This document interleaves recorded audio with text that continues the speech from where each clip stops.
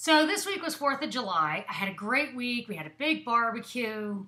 I brought down my framed copy of the Declaration of Independence. I hung it in the foyer for my guests to read.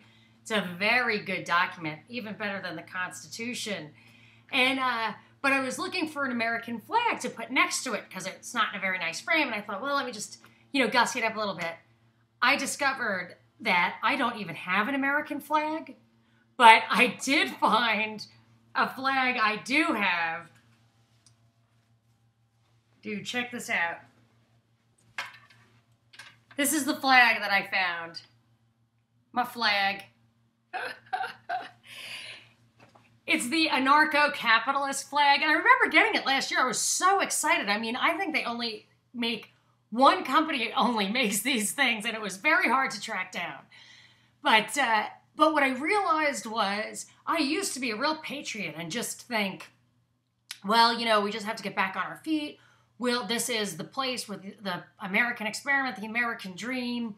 And then I realized I came to believe that we actually were past the point of no return. And although I do think that America is going to be the place where the phoenix of liberty arises from the ashes, I do think we're heading for the ashes first. So I guess I inadvertently switched my American flag for my anarcho-capitalist flag.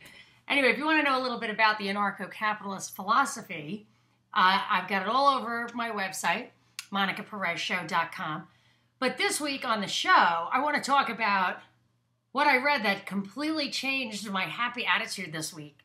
So I've got plenty of fears. I go to bed worrying about the grid going down, civil unrest, whatever. But you just can't sustain that. I figure that's fairly far in the future. I got lunches to make. You know what I mean? I got whatever, dog poop to pick up. I can't worry about that stuff every minute of every day.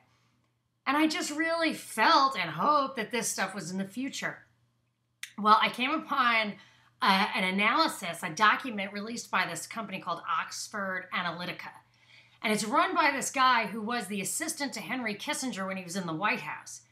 And what they do is they analyze global risks for investors and stuff like that. It's crazy expensive to belong to their service, but they just put out this one-page list that I happen to find a copy of, and it talks about the 10 biggest global risks facing us in the next year.